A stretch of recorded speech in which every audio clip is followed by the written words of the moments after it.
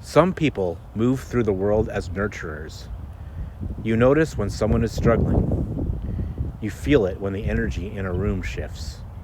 And almost automatically, you orient toward care. Not because you're trying to fix anyone, but because your system knows how to respond. For many nurturers, care isn't something you consciously decide to give. It's something that moves through you before thought. And for a long time, that probably felt like a strength, because it is a strength. But if you're watching this, there's a good chance you've also felt the other side of it, the quiet exhaustion, the sense of giving more than you're receiving. The question that creeps in late at night: why does caring feel so heavy sometimes?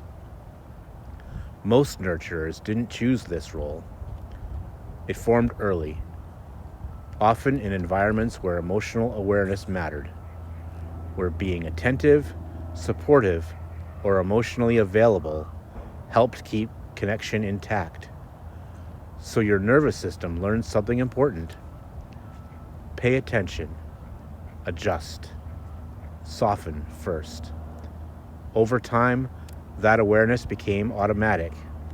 You become the one who notices, the one who steadies, the one who holds things together, sometimes without anyone ever asking you to. And there is nothing wrong with this pattern. It's adaptive, it's intelligent, it's relational. The problem isn't that you care deeply. The problem is that no one ever taught you how to aim your care. When care isn't directed intentionally, it goes everywhere, toward people who can receive it and toward people who can't, toward relationships that nourish you and towards ones that quietly drain you. Over time, your body starts to signal this imbalance. You might notice feeling tired after certain interactions, a subtle resentment you don't want to admit, or pulling away suddenly after you've given too much. This is where many nurturers get confused. They think the solution is to care less, to harden, to withdraw, to build walls. But walls aren't what you need. What you need is discernment.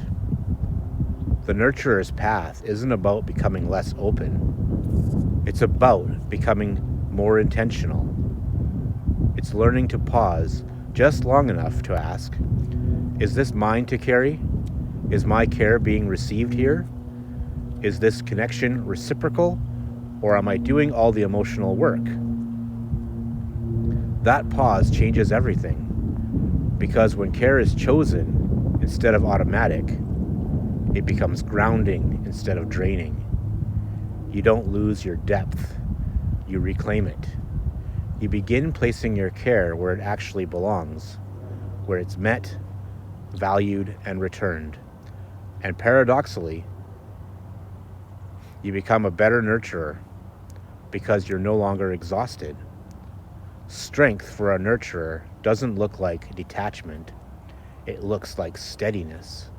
It looks like being able to stay open without losing yourself. It looks like knowing when to lean in and when to step back without guilt.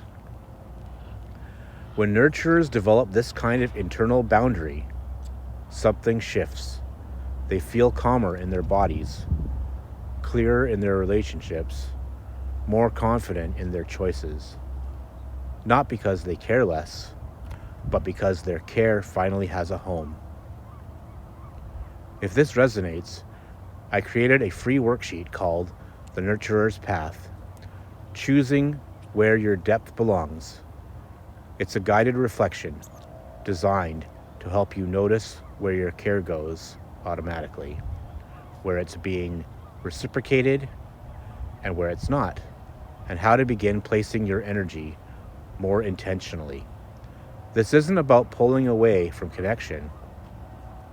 It's about creating the kind of boundaries that allow your care to be sustainable.